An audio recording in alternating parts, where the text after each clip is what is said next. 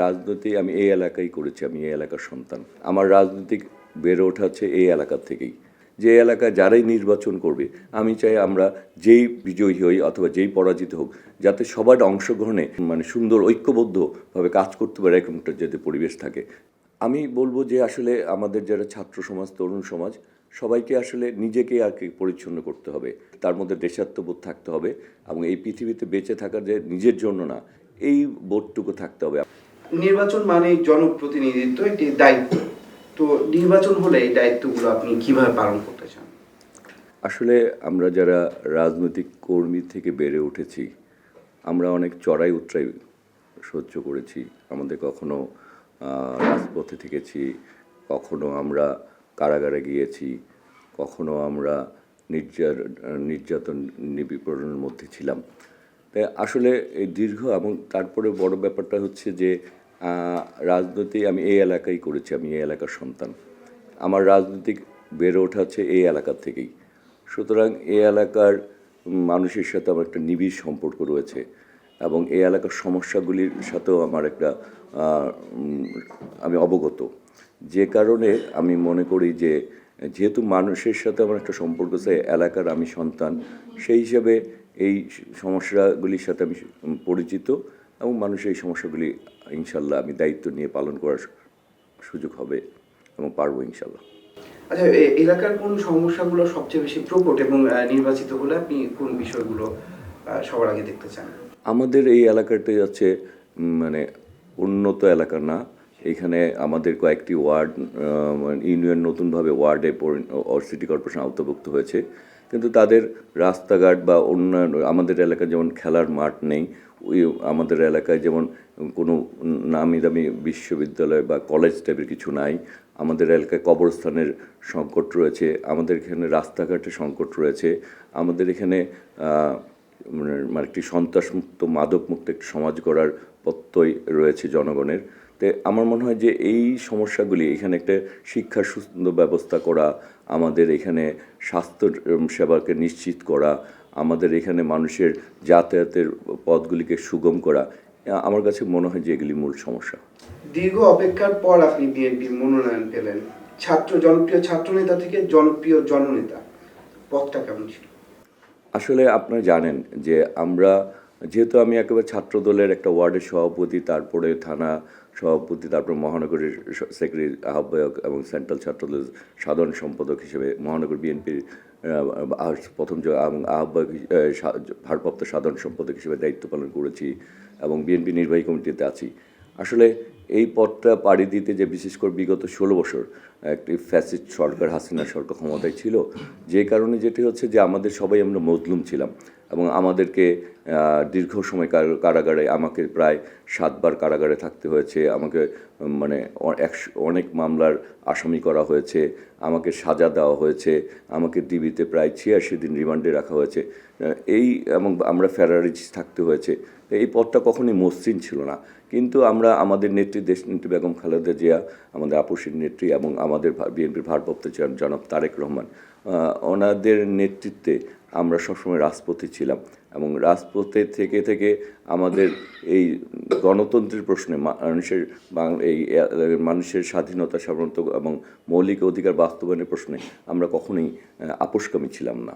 সুতরাং আমাদের এই মসৃণ ছিল না এবং আমরা এই কঠিন পথ পাড়ি দিয়েই আজকের আগামী বাংলাদেশের স্বপ্নকে বাস্তবায়ন করতে যাচ্ছি।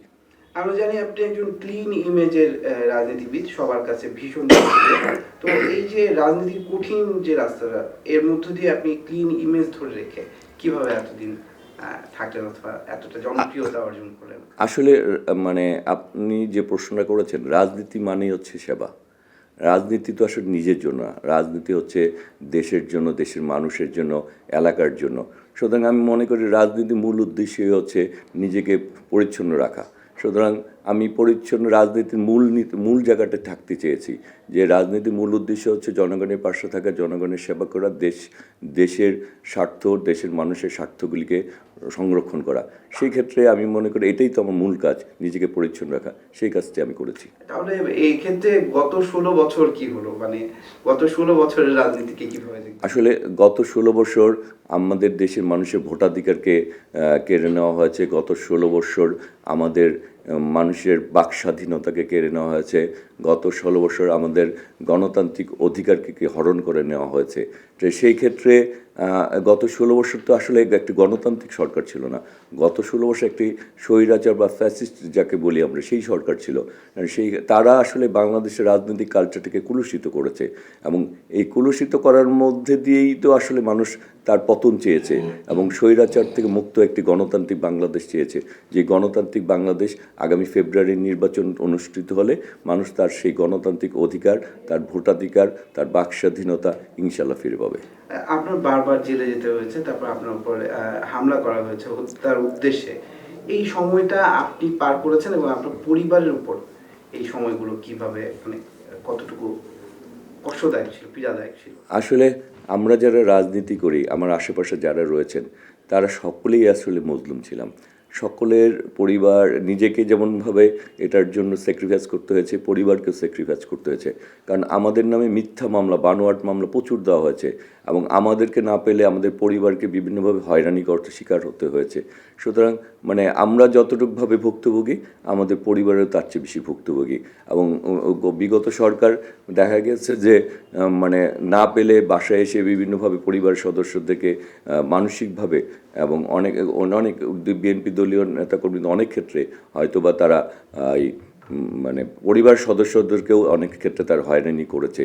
তো আসলে আমরা যতটুকু হয়রানি ভোগান্তির শিকার হয়েছি বা নির্যাতনের শিকার হয়েছে, পরিবারের সদস্যরা অনেক ক্ষেত্রে তার চেয়ে বেশি নির্যাতনের শিকার হয়েছে। গত 16 বছর তো আমাদের একটা রাজনীতি চলেছে। সামনের দিনে আপনার কি ধরনের রাজনীতি উপহার দিতে পারেন, অথবা কি ধরনের বাংলাদেশের কথা চিন্তা করেন? আসলে সামনের দিনে আমরা যে বাংলাদেশ চাই, সেই বাংলাদেশ হচ্ছে 18 কোটি মানুষের বাংলাদেশ। সেই বাংলাদেশ যাতে একটি নির্দিষ্ট রাজনৈতিক দলের না হয়, সেই বাংলাদেশ যাতে এই দেশে প্রতিটি মানুষ মনে করে এই বাংলাদেশ তার, এই বাংলাদেশের অধিকার পরিপূর্ণভাবে তার যাতে ভোগ করার অধিকার থাকে। এবং আগামীর বাংলাদেশকে, যেমন এই এলাকার ব্যাপার বলতে পারি, যে এলাকায় যারাই নির্বাচন করবে, আমি চাই আমরা যে বিজয়ী হই অথবা যেই পরাজিত হোক, যাতে সবার অংশগ্রহণে আমরা একটি মানে সুন্দর ঐক্যবদ্ধভাবে কাজ করতে পারে, এরকম একটা যাতে পরিবেশ থাকে, যাতে করে আগামী দিনগুলি সবার স্বপ্নই বাস্তবায়ন করা যায়। আচ্ছা, আপনার অসংখ্য অনুসারী আছে, ভক্ত আছে, যারা আপনাকে ফলো করে। এই নতুন রাজনীতিবিদ অথবা যারা রাজনীতি করছেন, তরুণ রাজনীতি করছেন, তাদের জন্য, পরিচ্ছন্ন রাজনীতির জন্য আপনার কি বলার আছে?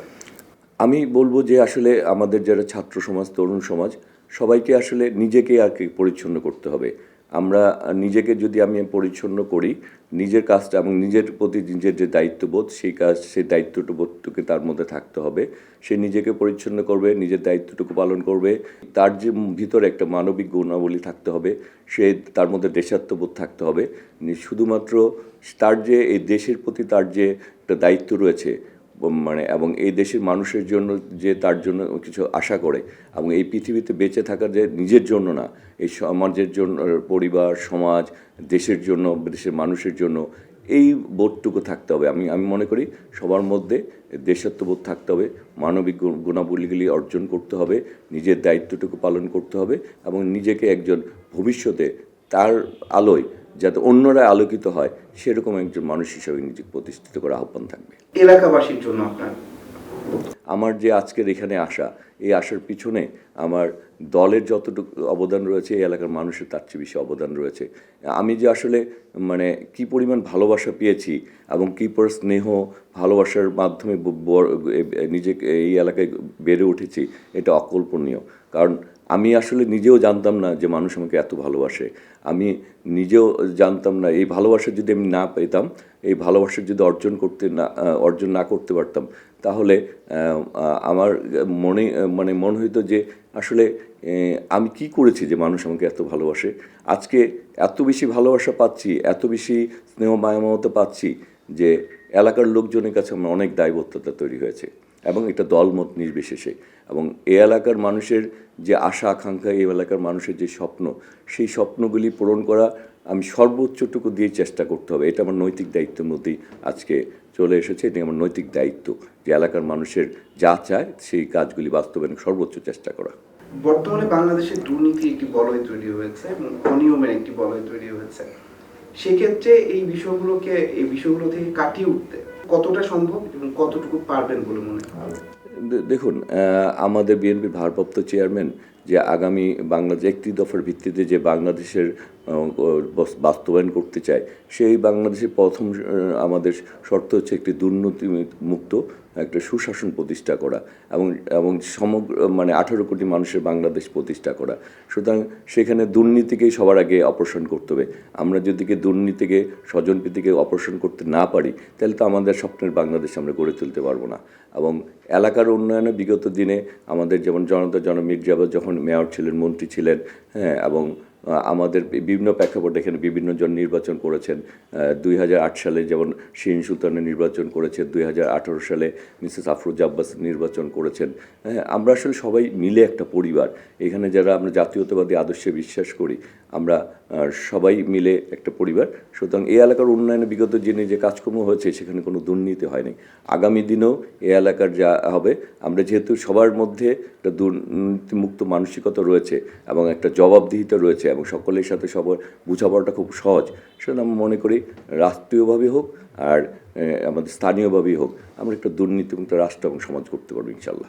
তো নির্বাচন হলে এই দায়িত্বগুলো আপনি কিভাবে পালন করতে চান?